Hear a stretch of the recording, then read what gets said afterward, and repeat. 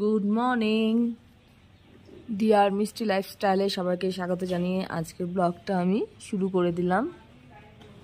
সুন্দর কাজা শহরের সকালবেলা।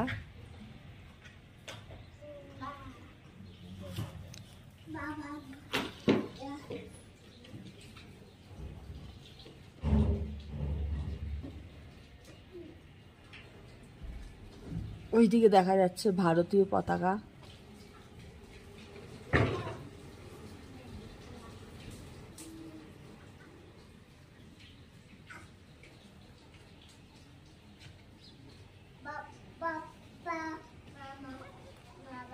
আর ওই নিচের দিকে টেন্ট আছে, কতগুলো টেন্ট দেখা যাচ্ছে।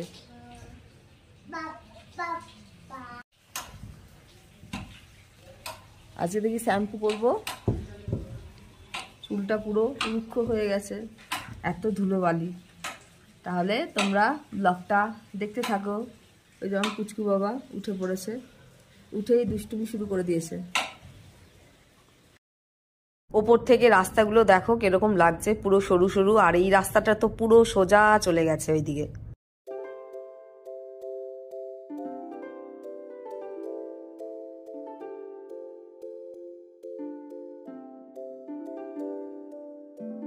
আর নদীটাকেও দেখো কিরকম লাগছে, আর নদীর শাখা প্রশাখা সবই বোঝা যাচ্ছে। একটা এই পাশ দিয়ে গেছে, একটা ওই পাশ দিয়ে ঘুরে গেছে, বেশ সুন্দরই লাগছে দেখতে।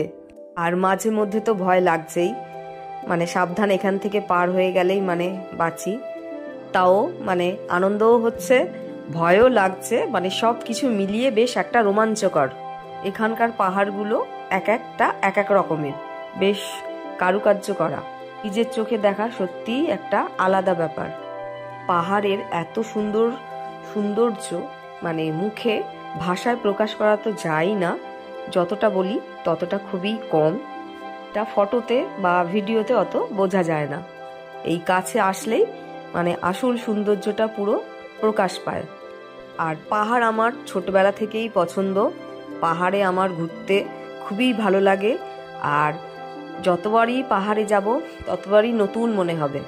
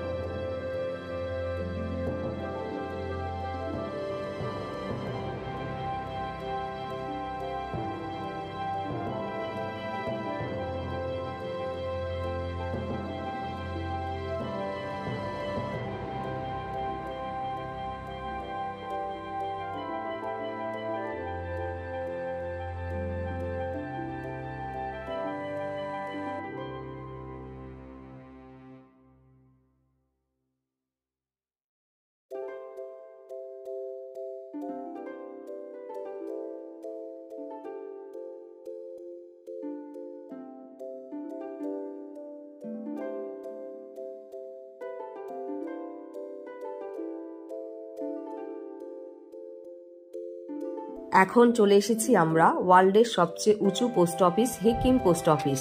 14,567 ফুট উচ্চতায় পৃথিবীর সবচেয়ে উঁচু পোস্ট অফিস হচ্ছে এই হিকিম পোস্ট অফিস। ও এরা সব উপরে উঠে গেছে বাইকাররা।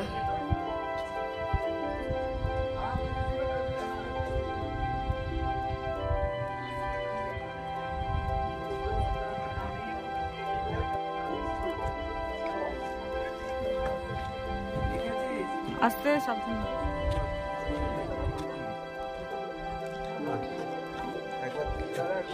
চলো, এরা তো পোস্ট অফিসের উপর দাঁড়িয়েই আছে।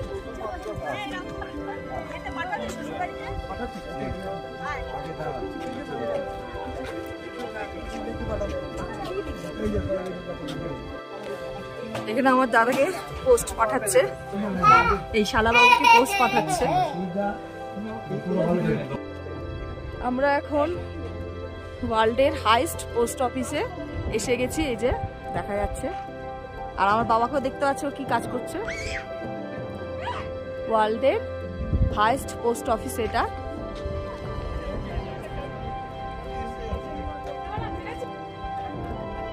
এই ফটো তোলো, এখন ডাকছে গাড়িতে।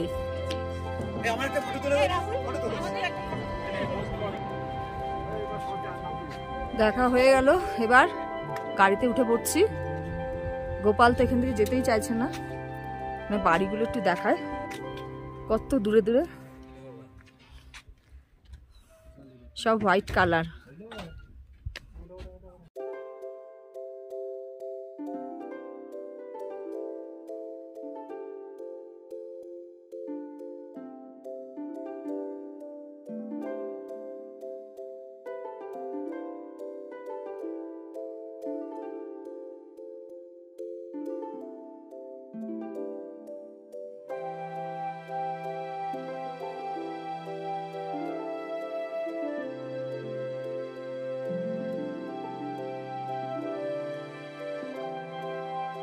এখন আমরা পৌঁছে গিয়েছি কি মনাস্ট্রির কাছে। কি ভিলেজ 13,688 ফুট উচ্চতায় অবস্থিত স্পিতির সবচেয়ে বড় মনাস্ট্রি কি মনাস্ট্রিতে। কাজা শহর থেকে এটা মাত্র 12 কিলোমিটার দূরে এই কি মনাস্ট্রি। কি মনাস্ট্রি যেতে হলে বেশ কিছুটা খাড়াই পথে যেতে হবে। বারবার বহিরাগত শত্রুর হাতে আক্রমণ হয়েছে, ধ্বংস হয়েছে এই কি মনাস্ট্রি, আবার নতুন করে বানানো হয়েছে। 1975 সালে ভূমিকম্পে ভয়ানকভাবে ক্ষতিগ্রস্ত হয় এই কি মনাস্ট্রি। কি মনাস্ট্রিতে পর্যটকদের থাকার জন্য সুন্দর গেস্ট হাউসের ব্যবস্থাও রয়েছে।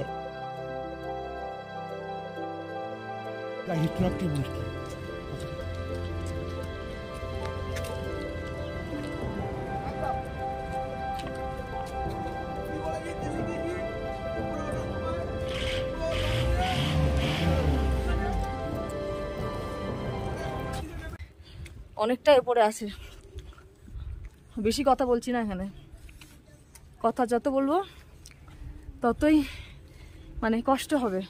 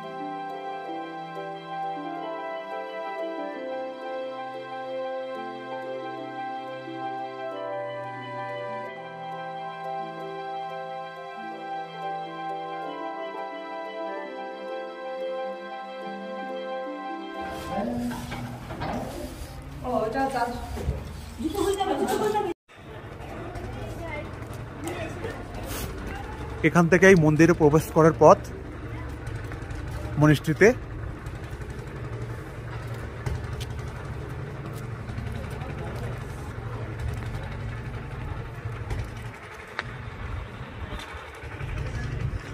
এই মনাস্ট্রির ভেতরে আছে নানা রকম তিব্বতী মূর্তি, দেয়াল চিত্র আর প্রচুর তিব্বতীয় পুঁথি। এক বিশাল উঁচু পাহাড়ের ওপরে কি আশ্চর্যভাবে দাঁড়িয়ে আছে এই মনাস্ট্রি, নিজের চোখে সেটা না দেখলে বিশ্বাসই হয় না। খুব সুন্দর।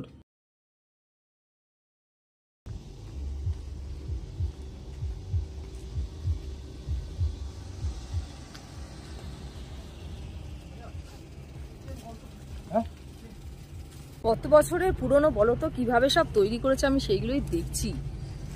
বাবা, সিঁড়িগুলো তো মনে হয় পুরো পাথরের, ভেতরটা তো আর শুট করা গেল না। কত উপরে বলো তো, এরা থাকে কি করে, আর রোজ এরকম ওঠানামা করে কি করে, সেটাই আমি ভাবছি।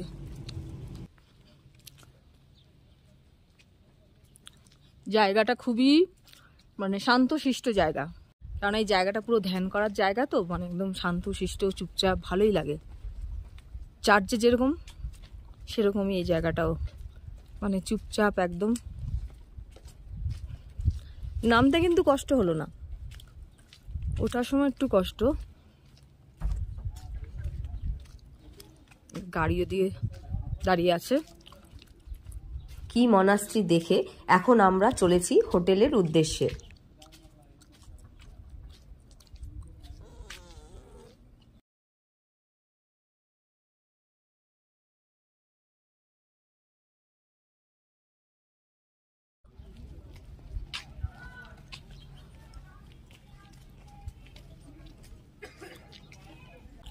এখানে বেশ পাহাড়ি ফুল, এগুলো ফুল ফলও আছে মনে হয়, মানে ফুল থেকে ফুল থেকে ফল হচ্ছে এবার।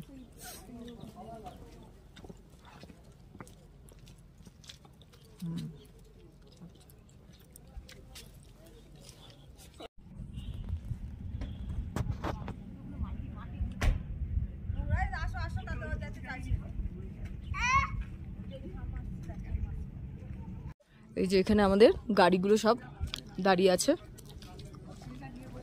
এইবার সোজা হোটেলে ঢুকবো, কারণ আমরা দুপুরে লাঞ্চ করেই বেরিয়েছিলাম।